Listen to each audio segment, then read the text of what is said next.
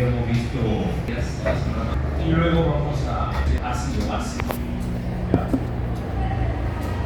Bueno, ya habíamos mencionado dos fenómenos importantes para que se produzca el transporte de gases en la sangre. Uno es la difusión, ¿no?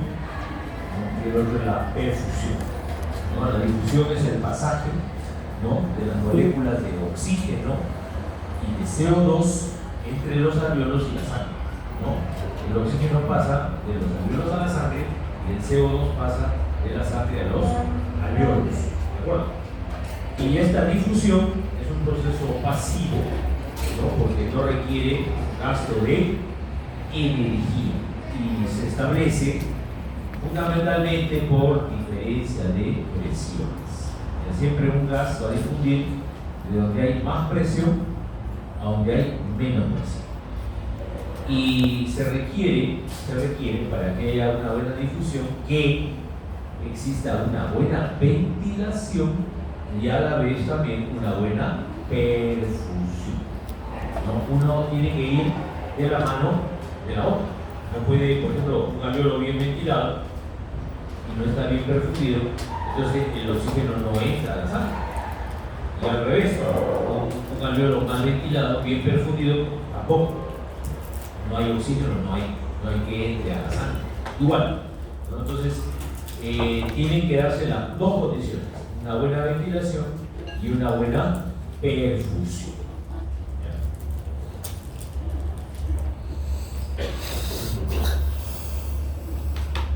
Cuando el oxígeno llega por la sangre venosa a nivel de los alveolos, llega con una presión de 40 milímetros de mercurio. ¿Ya? 40 milímetros de mercurio.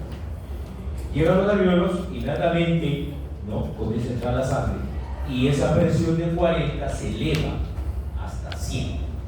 Eso es lo normal. ¿Y en qué tiempo ocurre eso? Esto ocurre en un cuarto de segundo, o sea, en 0.25 segundos. Es el tiempo de la difusión, tiempo que demora la difusión, en condiciones normales. Ahora, hay dos difusiones, una a nivel alveolar, ¿no?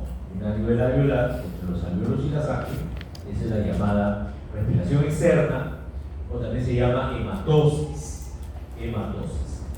Y otra es la que se da entre la sangre y las células. Esa es la respiración interna o tisular. El término difusión solamente aplica para gases, por si acaso. No se aplica el término difusión para hablar de líquidos ni de sólidos. Solamente aplica para gases. ¿De acuerdo? Ya. En este caso, a pesar que hay varios gases que encontramos disueltos en el aire atmosférico, los únicos gases que difunden a nivel respiratorio son el oxígeno y el CO2.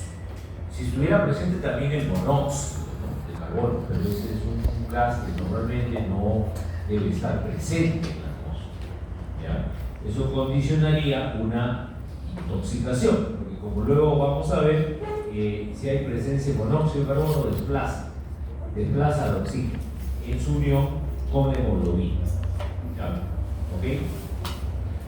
La presión de un gas en la atmósfera, en el aire, es directamente proporcional al número de moléculas que posee. Entre más número de moléculas tenga un gas, su presión también va a ser mayor. ¿De acuerdo? Y además, si este gas se encuentra en una solución, es decir, si se encuentra combinado con agua, ¿no?, ahí se establece también otro factor que es la solubilidad del gas. ¿Ya? Esto está contemplado por una ley física, que es la ley de Henry, ¿no? La ley de Henry, ¿qué nos dice? Que las moléculas de un gas en estado gaseoso obviamente tienen una presión, ¿no? Y la presión está en relación directa al número de moléculas. Entre más moléculas tenga el gas, más presión tendrá, obviamente. Y cuando se encuentran en una solución, por ejemplo, ya con una fase líquida, ¿no? Y de hecho, cuando los gases entran a nuestra vía respiratoria, es como si estuvieran en solución. ¿Por qué? Porque dentro de nuestras vías respiratorias hay agua. Entonces, en forma de vapor de agua. Entonces, ahí debemos considerar nosotros, ¿no?, la solubilidad del gas. ¿Qué nos dice la ley de Henry? La ley de Henry dice que la concentración de un gas en solución depende de su presión y de su solubilidad. ¿Ya? La concentración de un gas, por ejemplo, la concentración de oxígeno, digamos, ¿no? Acá está, la concentración de oxígeno, ¿no? ¿De qué depende? De la presión de oxígeno multiplicado por su coeficiente de solubilidad, que sería alfa, ¿no? Y bueno, sabemos que la presión de oxígeno, por ejemplo, en sangre arterial, ¿cuánto es? 100. 100, ¿no es cierto? 100 milímetros de mercurio. Y el coeficiente de solubilidad del oxígeno, es una constante, es 0.3 mililitros por cada 100 mililitros de sangre. Es 0.3 volúmenes por 100. Ese es su coeficiente de solubilidad. ¿Ya? Entonces, tenemos que la concentración de oxígeno, la concentración de oxígeno es 0.3 mililitros de oxígeno por cada 100 mililitros de plasma o de sangre. ¿Ya? Pero ese es el oxígeno disuelto. Ojo, la ley de Henry solamente se aplica para el oxígeno libre, oxígeno disuelto, que está en solución. ¿Ya? Como ven ustedes acá. ¿Ya? Entonces, a una presión de 100 milímetros de mercurio, 100 milímetros de mercurio, que es la presión de oxígeno en la sangre arterial, la cantidad, la concentración de oxígeno que se transporta en ella es 0.3 mililitros por cada 100 mililitros de sangre, ¿no? ¿Ok? Esa es la concentración de oxígeno. Pero, como les repito, esto solamente aplica para el oxígeno disuelto, oxígeno libre. Sabemos que hay otra parte del oxígeno que está unido a la hemoglobina. Y de hecho, la mayor parte del oxígeno se une a la hemoglobina, ¿no? ¿Qué porcentaje del oxígeno se une a la hemoglobina? 97%. Ajá, muy bien, 93%. Perfecto. Entonces quiere decir que el oxígeno libre, ¿cuánto es? Solamente 3%. Solamente 3%. O sea, este 0.3 de acá, 0.3 mililitros de oxígeno, corresponde al 3%. Al 3%.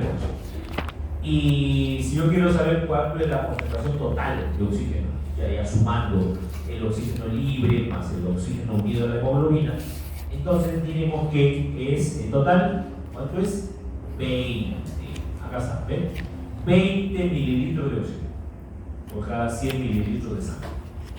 Ya, ahí tenemos ya el oxígeno unido a la hemoglobina más el oxígeno libre. ¿De acuerdo? Entonces, cuando el oxígeno a nivel pulmonar se une con la hemoglobina, se forma un compuesto. La unión de la hemoglobina con el oxígeno forma la oxihemoglobina.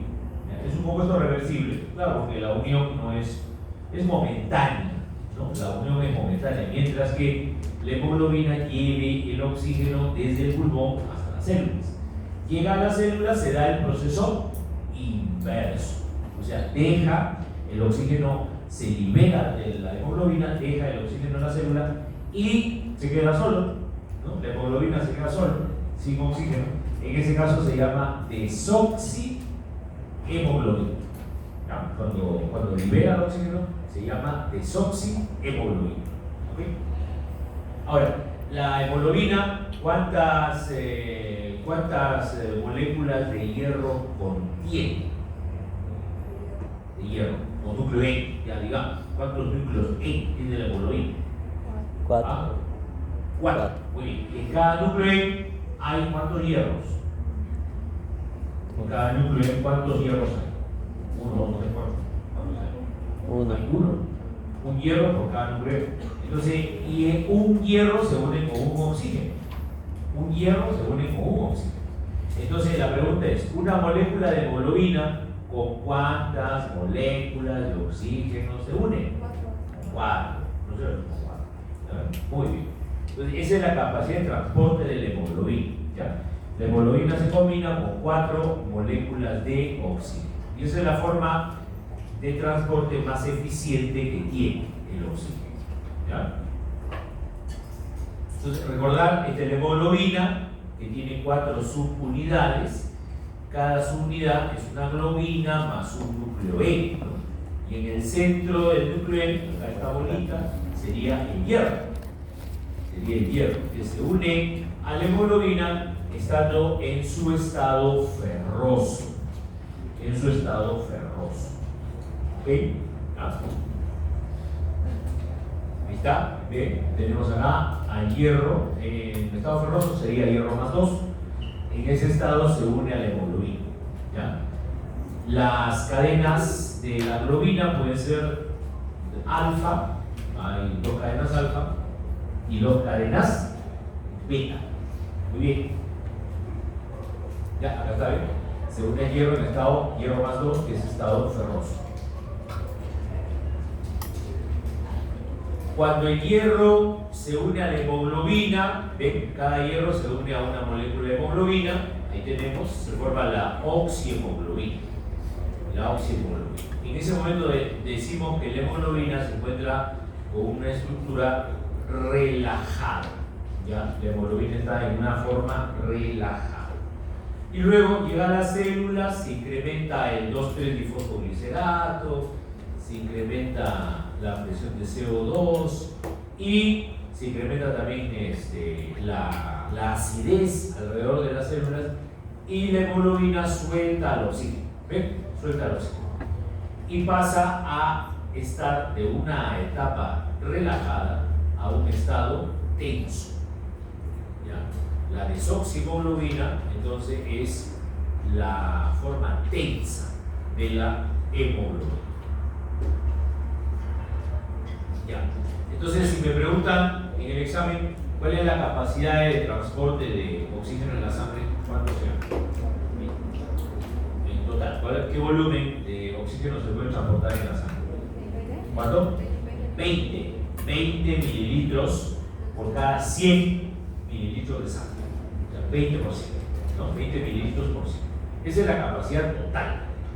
Capacidad total. Ven acá, en el gráfico, miren. Capacidad total, más o menos, estaría en 20, ¿no? Aproximadamente. Y de este oxígeno total, ¿qué cantidad se transporta unida a la hemoglobina? ¿Qué cantidad se transporta unida a la hemoglobina? De estos 20 sería 19.7, ¿no? 19.7 se combina con la hemoglobina. ¿Y el oxígeno disuelto cuánto será? El oxígeno disuelto cuánto será? 0.3, ¿no? 0.3, ya no ¿ok? Otro concepto también importante que ustedes deben recordar es la saturación de la hemoglobina por el oxígeno, ¿no? Independiente de la presión, ¿no? También tenemos que ver otro factor que es la saturación. ¿Tienen que ver uno con el otro? Claro que sí. O sea, a mayor presión de oxígeno, la hemoglobina se satura con mayor cantidad del mismo. ¿No? Van de la mano. A mayor presión, mayor saturación. Pero todo tiene un límite también. Todo tiene un límite. El porcentaje máximo de saturación de la hemoglobina es 100%. ¿No? 100%. Y este porcentaje, ¿cómo lo hallamos? ¿Existe una fórmula? Sí. O sí, hay una fórmula que dice que la saturación de la hemoglobina es igual al oxígeno combinado con la hemoglobina entre la capacidad de oxígeno por 100. ¿No? Esa es la fórmula. De tal manera que en la sangre arterial, ¿cuánto es la saturación normal de oxígeno en la hemoglobina? ¿Cuánto es? De 97 al 99%. Esa es la saturación normal de la hemoglobina. en sangre arterial, ¿no? ¿Y esto cuándo se alcanza? Se alcanza cuando la presión arterial de oxígeno es, ¿cuánto? 100 milímetros de mercurio. ¿Ok? Ahora, en la sangre venosa, ¿también la hemoglobina está unida al oxígeno? Sí, también una cierta cantidad. Porque cuando la hemoglobina llega a nivel de las células, deja oxígeno, pero no lo deja todo. No va a dejar todo, deja una parte más. Y la otra se pasa de frente a la sangre venosa. O sea, en la sangre venosa, de todas maneras, siempre vamos a encontrar una cierta cantidad de hemoglobina unida con el oxígeno. ¿Okay? Entonces, así como medimos la saturación de la hemoglobina en sangre arterial, también se puede medir la saturación de hemoglobina en la sangre venosa, ¿no? Obviamente, en la sangre venosa, la presión de oxígeno es mucho menor que en la sangre arterial, ¿no? ¿Cuánto es la presión de oxígeno en la sangre venosa? La presión de oxígeno en la sangre venosa es 40, 40 milímetros de mercurio. Y con esa presión de 40, obviamente, la hemoglobina no se va a saturar al 90, al 99%, no, sino menos. ¿Cuánto será? Muy bien, 75%. ¿Ya? Con una presión de 40 milímetros de mercurio, la hemoglobina se satura al 75%. ¿Ya? ¿De acuerdo? Muy bien. Entonces, miren, una molécula de hemoglobina, o sea, una micromol de hemoglobina, ¿con cuántas moléculas de oxígeno se combina? A ver, una molécula de hemoglobina, ¿con cuántas moléculas de oxígeno se combina? ¿Con 4? Ajá. O sea, una milimol de hemoglobina se combina con 4 milimoles de oxígeno. ¿Estamos de acuerdo? Una milimol de hemoglobina, por su masa, su peso molecular, sería 64.5 gramos de hemoglobina, ¿no? Por su peso molecular. Y el oxígeno tiene un peso de 22.4. O sea, una milimol de hemoglobina es 64.5 gramos y una milimol de oxígeno es 22.4 mililitros.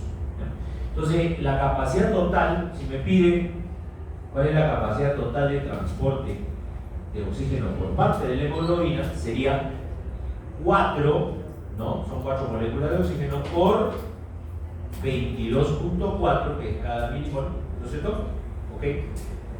Y esto lo voy a dividir entre 64.5 gramos, que es la milimol de hemoglobina. ¿Ya? ¿Cuánto da esto? Esto da como resultado, ¿no? 1.34 mililitros de oxígeno por gramo de hemoglobina. ¿Qué significa esto? ¿Qué significa este 1.34? Acá lo dice. Significa que cada gramo de nuestra hemoglobina se combina con 1.34 mililitros de oxígeno. Ese es un valor normal. ¿Ya? Cada gramo de hemoglobina se combina con 1.34 mililitros de oxígeno. ¿Y cuánto era la capacidad total? ¿Se acuerdan? De la hemoglobina. Capacidad total. Bueno, 20.1. Y el oxígeno disuelto, ¿cuánto era? 0.3. ¿De acuerdo? 0.3 mililitros. Entonces, si en el examen, por ejemplo, me preguntan, ¿no? Sí, por ejemplo, ¿no? Por ejemplo, estoy diciendo, un ejemplo. Si en el examen me preguntan calcular el contenido de oxígeno en la hemoglobina en una persona que tiene 15 gramos de hemoglobina en la sangre, ¿ya? 15 gramos de hemoglobina en la sangre, y su saturación es 98%. ¿Ya? Repito, calcular el contenido de oxígeno, ¿no? En la hemoglobina, si es que esta persona tiene 15 gramos de hemoglobina en la sangre y su saturación es 98%. Entonces, ¿cómo lo calculamos? Fácil, mira. El contenido de oxígeno en la hemoglobina será igual a la saturación de oxígeno multiplicado por la concentración de hemoglobina por 1.34. ¿Ya? ¿Estamos de acuerdo? Entonces será, ¿cuánto es la saturación dijimos? 98%, o sea, 0.98. Por la hemoglobina que tiene la persona, ¿cuánto tiene? Dijimos 15. Por 1.34. ¿Y por qué por 1.34? Esa es la cantidad que transporta, ¿no es cierto?, cada gramo de hemoglobina, que lo vimos en la diapositiva anterior, ¿no es cierto? Entonces, al final, multiplicamos y sale 19.7. Y esto es básicamente la cantidad de oxígeno que transporta la hemoglobina, 19.7. Y el otro 0.3 viaja disuelto en el plasma. Ya. 0.3 disuelto en el plasma. Y lo puedo sumar, ¿no? O sea, este contenido de oxígeno de la hemoglobina lo puedo sumar al contenido del oxígeno disuelto, que es 0.3. Entonces sería 0.3 oxígeno disuelto más 19.7 el oxígeno unido a la hemoglobina. En total, porque en la pregunta del examen de repente me la cambian y no me preguntan contenido de oxígeno en la hemoglobina, sino me preguntan, por ejemplo, cuál es el contenido total de oxígeno en la sangre. Entonces, si la pregunta es cuál es el contenido total de oxígeno en la sangre, ahí sí tengo que sumar. Tendré que sumar el oxígeno de la hemoglobina más el oxígeno disuelto. ¿De acuerdo? El oxígeno disuelto siempre es 0.3, es una constante, digamos. Pero lo que puede variar es el contenido del oxígeno en la hemoglobina, porque miren, depende de la saturación y depende de la cantidad de hemoglobina que tengas. Por ejemplo, imagínate que una persona esté anémica, ¿no? Digamos, una persona es anémica. Ya. La saturación, bueno, está bien, 98%, pero ¿qué tal si estás anémico? En vez de tener 15 gramos, tienes 10 gramos de hemoglobina, ¿no es cierto? Entonces, obviamente, como hay menos hemoglobina, el contenido de oxígeno que se une a ella también va a ser menor. Va a ser menor. Entonces ya no va a ser 19.7, va a salir menos, va a ser 16, 17. Entonces el contenido total de oxígeno ya no va a ser 20. Ya no va a ser 20, va a ser menos. ¿De acuerdo? Entonces, ojo a la pregunta del examen, ¿no? El 20 mililitros es una condición ideal. Es una condición ideal, asumiendo que es una persona que tiene más o menos 15 gramos de hemoglobina y tiene una saturación también ideal de 98%. ¿Ya? Pero, como te digo, este contenido puede variar de persona a persona. ¿Ya? Puede variar. ¿De acuerdo? Ya. Otra característica que tiene la hemoglobina, ¿no? La hemoglobina es una proteína. Ustedes ya pueden estar llevando bioquímica, seguro ya han estudiado las proteínas, el capítulo de proteínas. ¿Más? ¿Todavía? Sí, dice que no. Recién.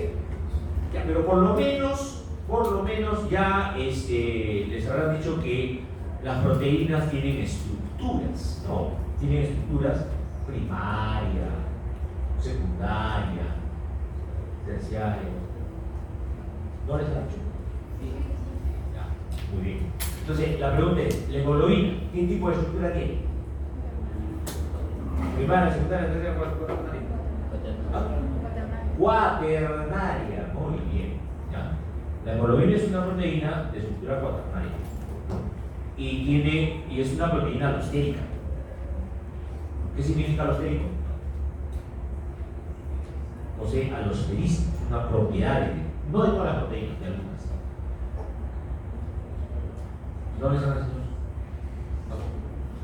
Bueno, a ver, miren, una proteína alostérica es una proteína que tiene varios sitios de unión a diferentes ligandos. Se une con varios ligandos. En este caso, la hemoglobina se une con ¿Con cuántas moléculas de oxígeno?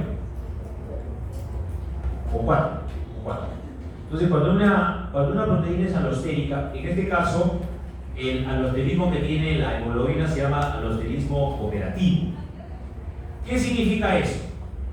Bueno, para que ustedes lo entiendan mejor, supongamos, yo soy la hemoglobina, ¿no? Yo soy la hemoglobina y me puedo unir con 4 oxígenos, ¿no? En mis manos va un oxígeno, en mi piel va 2 oxígenos más. Entonces yo ahorita no estoy unido a ningún oxígeno, ¿ya? A ningún oxígeno. Entonces de repente por ahí veo un oxígeno, ¿ya? Y digo, ¿me uno o no me uno? No lo conozco, nunca lo he visto. Bueno, voy a probar. ¿No? Es cuando la chica recién está conociendo al chico. No me mande. No lo conozco, ¿no? Todavía no lo calibro bien. Entonces, bueno, contemos. ¿Ya? Contemos. Entonces, se une al oxígeno. Le hemoglobina, al primer oxígeno. ¿Ya? Le va bien. Chévere. Va bien. Entonces, por ahí aparece otro oxígeno. Entonces, la pregunta es, ¿demorará en unirse al segundo o igual que al primero o no? Ya un poco más rápido, ¿no? No, ya lo conozco. ¿Cuándo? Se une al segundo. Cuando vea otro oxígeno, más rápido. ¿Y al cuarto? Ya venga, ¿no es cierto? Entonces, ¿qué quiere decir esto? Que cuando una proteína es alostérica, la unión del cuarto, acá dice, ¿ves? La unión del cuarto ligando es más fácil que la del primero, ¿no? Es más fácil que la del primero, gracias a un cambio conformacional en la molécula. O sea, para que se pueda unir más fácil, la molécula se adapta y se une más rápido. ¿Ya? Bueno, entonces habíamos quedado que la presión arterial de oxígeno, ¿cuánto es? Presión arterial de oxígeno, ¿cuánto es? 100 milímetros de mercurio. Y a 100 milímetros de mercurio, ¿cuánto es la saturación? 97, 98, casi 100, ¿no es cierto? Ahora, a 60 milímetros de mercurio, pregunta, a 60 milímetros de mercurio, ¿cuánto es la saturación? 89, casi 90, ¿no? Ese es el punto crítico. 60 milímetros de mercurio. ¿Por qué? Porque un paciente que tenga menos de 60 milímetros de mercurio de presión de oxígeno en su sangre arterial ya está en insuficiencia respiratoria. Y necesita que le pongas oxigenoterapia. ¿Ya? Este es el punto crítico. Si tiene más de 60, no necesita todavía oxigenoterapia.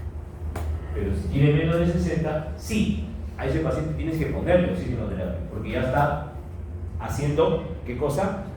Insuficiencia respiratoria aguda. O sea, ya hay una hipoxia. Porque hay una muy baja cantidad de oxígeno en la sangre. ¿De acuerdo? ¿Cuál es la causa de la hipoxia? Bueno, no sabemos, pero la cosa es que ese paciente necesita oxígeno. ¿De acuerdo? Claro. Muy bien, entonces acuérdense de este valor, que corresponde más o menos a 89, 90%. Por eso que en la pandemia, ¿se acuerdan de la pandemia? En plena pandemia, las emergencias de los hospitales, pues, abarrotadas de gente que llegaba, ¿no? Que se siente mal, que se desespera, y el estrés de la gente, ¿no? O sea, que era una locura. Todo el mundo quería ser atendido, ¿no? Entonces, pero obviamente el médico tenía que tener criterio para seleccionar a los pacientes, que identificar cuál realmente está bien, cuál está más o menos, cuál ya está mal, ¿no? Y el parámetro más importante era la Claro, o sea, se medía con el pulsoxímetro, ¿no? La saturación de oxígeno. Entonces, inmediatamente, ¿no? O sea, un paciente que tenía más de 90% o más de saturación, si tenía más del 90% de saturación, entonces tranquilo, ¿no? Tranquilo. Podía ir a casa, estar aislado, sí, pero todavía no necesitaba ser hospitalizado. ¿De acuerdo? No necesitaba oxígeno terapia. Pero si le medía la saturación y era menos del 90%, por ejemplo, 85%, ese paciente sí tenía que ser hospitalizado y tenía que ponerse oxígeno terapia, sí o sí. ¿De acuerdo? Ese era el punto crítico. ¿Ya? 60 milímetros de mercurio o 90% de saturación. ¿Ya? 90% de saturación. ¿Qué más? En la sangre venosa, ¿cuánto es la presión de oxígeno? Dijimos 40 milímetros de mercurio. Y ese 40 milímetros de mercurio, ¿a cuánto de saturación corresponde? Dijimos a 75%. Ese es en sangre venosa. Bueno, ahí no interesa mucho, es un dato. ¿No? Lo que interesa para las células es la saturación de oxígeno en la sangre arterial, porque es la que trae el oxígeno. Ya la sangre venosa es la que se vaya. Ahí no interesa ya cuánto oxígeno hay. Y el P50. Esto lo vimos en la clase pasada, ¿no? ¿Se acuerdan qué cosa era el P50? Esa pregunta es fija para el examen. El P50. ¿Qué cosa es? El P50. ¿No se acuerdan? P50. ¿Nadie?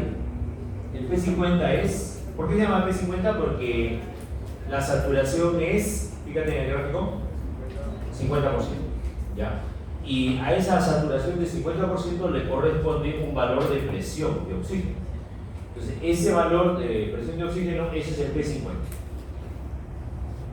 ¿Está bien? Entonces, ¿cómo definimos el P50? El P50 sería la presión de oxígeno necesaria para saturar a la hemoglobina en un 50%. ¿Ya? La presión de oxígeno necesaria para saturar a la hemoglobina en un 50%. Ese es el valor del P50. ¿Ya? ¿Y cuánto será? ¿De cuánto será? Muy bien, 27. Ese lo hice en la clase pasada. Ahí está. En el gráfico también lo puedes ver. Más o menos es 27. ¿Ya? 26, 27. Más o menos. ¿Ya? 26, 27. Bueno, esto ya lo habíamos visto en la clase pasada. ¿Se acuerdan? Sí. ¿Ya? Habíamos hablado de la curva de disociación de la hemoglobina, ¿no? La curva de disociación de la hemoglobina, la normal es la que está acá al centro, ¿no? Y esta curva se puede desplazar hacia la derecha o hacia la izquierda. Si se desplaza hacia la derecha, ¿eso cuándo ocurre? Cuando la hemoglobina está cerca a las células y tiene que dejar al oxígeno. Ahí la curva se desplaza a la derecha. ¿Y cuándo se desplaza a la izquierda? ¿Cuándo se desplaza a la izquierda? Cuando la hemoglobina está a nivel de los pulmones y tiene que recibir oxígeno. ¿Ya? Entonces ahí la afinidad tiene que variar. Cuando la hemoglobina está en los pulmones, tiene que aumentar o tiene que disminuir su afinidad por el oxígeno.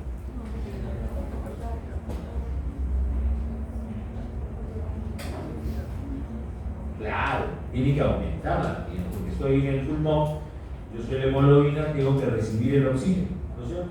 Y para recibirlo tengo que aumentar mi afinidad por el oxígeno, ¿no? Para recibirlo y oxigenarme bien. Y cuando llego a las células, ya transporto el oxígeno por toda la sangre arterial, llego a las células y tengo que dejar el oxígeno.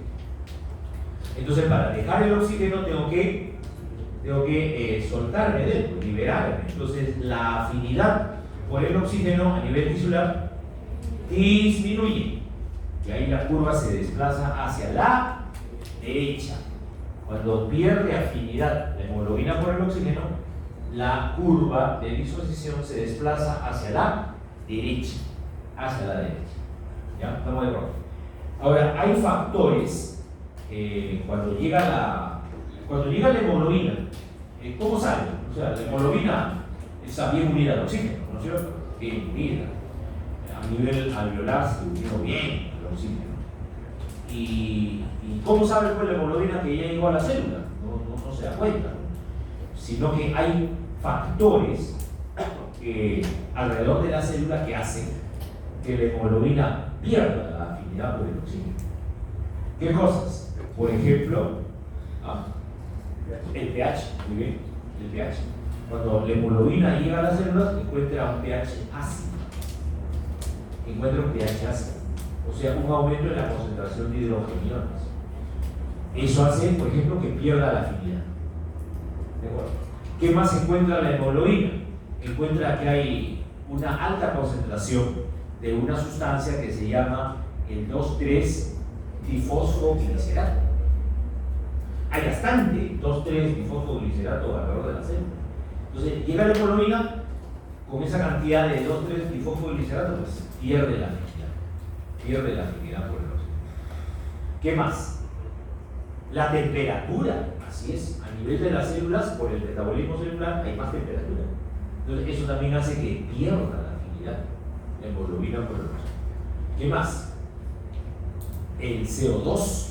El CO2. Las células están produciendo CO2 y el aumento del CO2 también hace que la hemoglobina pierda afinidad por el oxígeno. Entonces, todos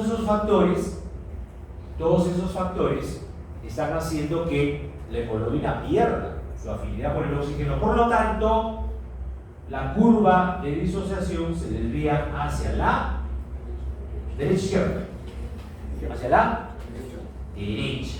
La pérdida de afinidad hacia la derecha. Ganancia de afinidad hacia la izquierda. ¿Ya? ¿De acuerdo? Ok. Entonces, la curva se desplaza a la derecha, ¿no? ¿Ya hemos quedado? ¿No? La curva se desplaza a la derecha, ¿cuándo? Cuando aumenta la temperatura, ¿perdón? Cuando aumentan los hidrogeniones, o sea, baja el pH, ¿no es cierto? Cuando aumenta el CO2, cuando aumenta el 2,3-difosfoglicerato, ¿no? Todo eso hace que la curva de disociación de la hemoglobina se desplace a la derecha. ¿Ya? Pérdida de la afinidad por el oxígeno. Entonces, pierde la afinidad por el oxígeno, se suelta el oxígeno de la hemoglobina y puede pasar ya libremente a las células. ¿De acuerdo? ¿Y qué pasa con la hemoglobina? Se queda solita, se queda como desoxihemoglobina. Inmediatamente se va a unir con el hidrógeno, que hay bastante hidrógeno alrededor de las células, se forma la hemoglobina reducida. ¿Ya? Y en los pulmones ocurre lo contrario. En los pulmones, pues más bien habrá disminución de temperatura, disminución de CO2, habrá alcalosis, habrá poco de 2,3-difosfoglicerato. O sea, en los pulmones más bien aumenta la afinidad de la hemoglobina por el oxígeno y la curva se desplaza hacia la izquierda. ¿Ya? Hacia la izquierda. Ya, después tenemos el efecto Bohr. ¿Se acuerdan del efecto Bohr? Que lo mencionamos en la clase pasada. ¿O no? ¿No se acuerdan? ¿El efecto Bohr? No. ¿Qué cosa era el efecto Bohr? ¿Alguien? ¿Nadie? ¿Perdón? Ya. Bueno, muy bien. Cuando hay efecto Bohr, muy bien, la curva de disociación de la hemoglobina se desplaza a la derecha. Muy bien. Pero ¿qué cosa es el efecto Bohr? ¿En qué consiste? ¿Se acuerdan que les mostré un gráfico?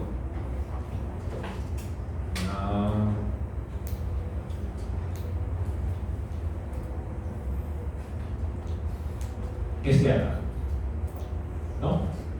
El efecto Bohr se da cuando hay dos cosas: un incremento del CO2 y y un incremento de hidrogeniones.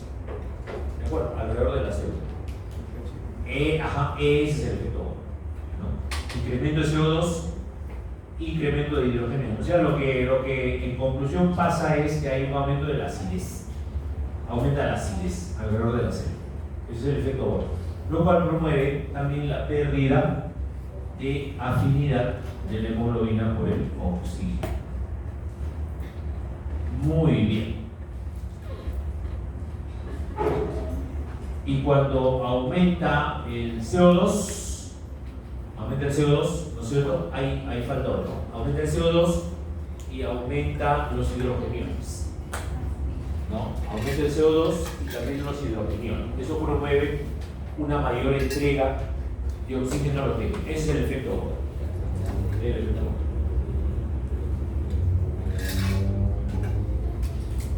Bueno, ahora, factores que afectan la capacidad de la hemoglobina. Bueno, ya dijimos que una cosa es la saturación. Una cosa es la saturación y otra cosa es la cantidad de oxígeno que puede transportar. O sea, acuérdense, si yo le pregunto cuál es el contenido de oxígeno que puede transportar la hemoglobina en una persona que tenía una saturación de 98% y tenía una hemoglobina de 15. ¿Se acuerdan que lo calculamos? Y salió 19.7, ¿no? Pero ¿qué pasa si esta persona no tiene 15 de hemoglobina? Por ejemplo, tiene 10. Tiene 10 de hemoglobina. ¿Será igual el contenido de oxígeno que transporta? No, pues. A pesar que la saturación puede ser la misma que otra persona que tiene 15. ¿No? Acá, miren, en este ejemplo, acá hay 3 personas. En esta gráfica hay 3 personas. Una persona tiene 20 gramos de hemoglobina. ¿Es posible eso? Claro. ¿No? Por ejemplo, una persona que vive en la altura. Ahora que vamos a ir a jugar a La Paz. ¿Cuánto está? A ver, La Paz. ¿5.000? ¿Estás tú? No. Mucho. ¿A qué altura está La Paz? 3.800. Ahí estaba viendo la noticia. 3.800. ¿Ah? Chicos. 3.800 metros sobre el nivel del mar. En nuestro país, por ejemplo, ¿qué ciudad está? Arequipa, 3.200. Igual altitud también tiene Huancayo, 3.200. ¿De acuerdo? Ya, 3.200. Sobrepasto está más de 4.000. Así es. Mucho. Bueno, la cosa es que por ejemplo, una persona, un habitante de Huancayo, que siempre ha vivido ahí, ¿cuánto de hemoglobina tendrá? 19, 20. Normal. 19, 20. Acá, otra persona tiene 15. Otra persona tiene 15. Y otra persona tiene 10. 10 gramos de hemoglobina. Entonces está anémico, ¿no? ¿O no? Esta persona que tiene 10 de hemoglobina. Está anémico. Está anémico. Y fíjate, las tres personas están saturando al 100%. La que tiene 15 también. Y la que tiene 20 están saturando al 100%. Pero dime, ¿será la misma cantidad de oxígeno que transportan? No, ni hablar. La que tiene 15 gramos de hemoglobina, ¿cuánto de oxígeno transporta? Bueno, casi 20, ¿no? Ya quedamos en que era 19.7, ¿no? Más o menos, ¿no? 19. Pero la que tiene 20 gramos de hemoglobina transportará más de 20 mililitros, 23, 24 mililitros. Y la que tiene 10 gramos de hemoglobina, la que está anémica, ¿cuánto transportará? ¿Cuánto transportará? Mucho menos de 20, 12, por ahí, 13, ¿de acuerdo? O sea, un factor que influye en el transporte de oxígeno no es solamente la saturación, sino es el contenido de hemoglobina, la concentración de hemoglobina. ¿Ya? Ahora, ¿qué puede pasar también? Puede ocurrir que tú tengas una buena concentración de hemoglobina, pero ¿qué pasa si comenzamos a respirar monóxido de carbono? si comenzamos a respirar monóxido de carbono. Imagínate, el monóxido ya dijimos que es un gas muy difusible, tiene un coeficiente de difusión mucho mayor que el CO2 y mucho mayor que el oxígeno. El monóxido de carbono es 20 veces más difusible que el oxígeno. Entonces, cuando yo respiro un aire que tiene monóxido de carbono, ese monóxido va a entrar y va a desplazar al oxígeno y se va a meter a la hemoglobina. Se va a meter a la hemoglobina. Y va a formar un compuesto, mira acá, que es la unión de la hemoglobina con el monóxido de carbono. ¿Cómo se llama ese compuesto? Muy bien, muy bien. Carboxihemoglobina. Muchos piensan que la carboxihemoglobina es la unión de la hemoglobina con el CO2.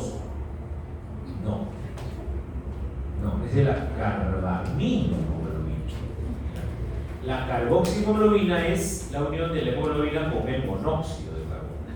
Es tóxico. Es tóxico, porque fíjate con que nomás se forme un 33% de carboxihemoglobina en la sangre, el contenido de oxígeno que se va a transportar ya va a ser mucho menos. Va a ser igual que una persona que tiene 10 de hemoglobina. ¿Se dan cuenta? O sea, va a transportar más o menos 12, 13 nomás. Imagínate que se siga formando más carboxihemoglobina. Hay mucho monóxido en el aire.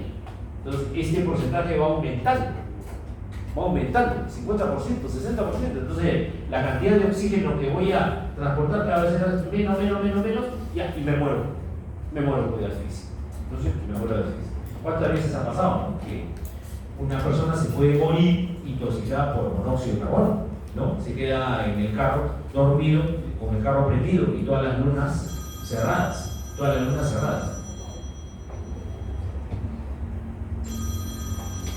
ver, justo a esta hora la llama, mira. Dile que más tarde te espere. Muy bien. ¿Estamos de acuerdo? ¿Sí? Ya, muy bien. Entonces, en resumen, miren, ¿cuánto es la presión de... ¿Cuánto es la presión de oxígeno en la sangre arterial?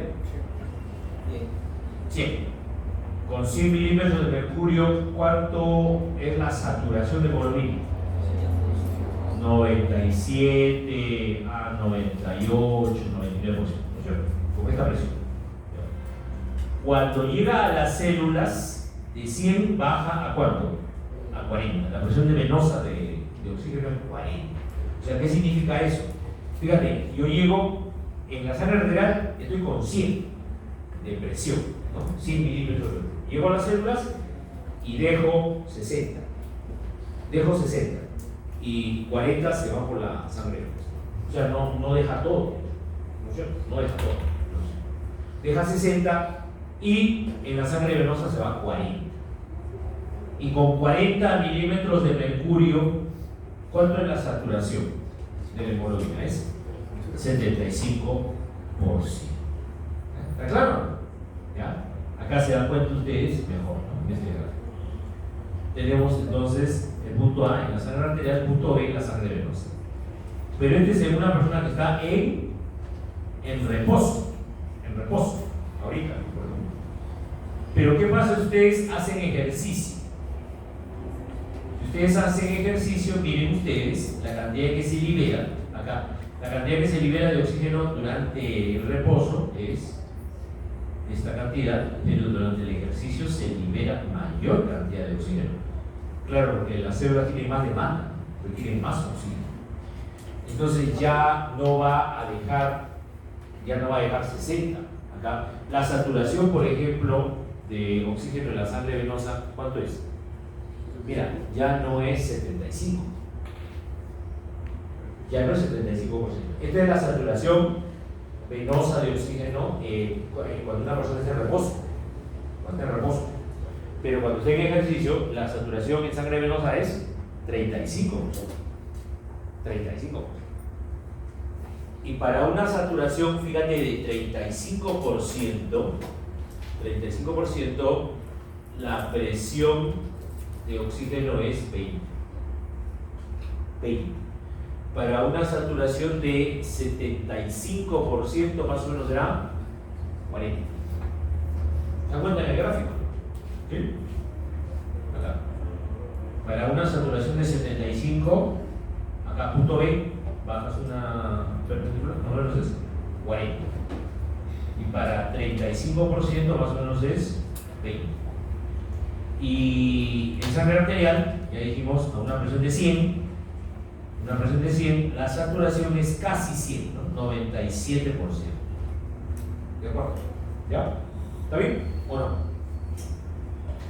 Bueno, en este gráfico que se sacó de internet, luego me di cuenta que hay un error.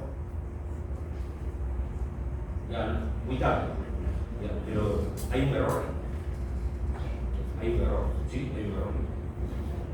A ver, ¿quién se da cuenta cuál es el error en esta diapositiva?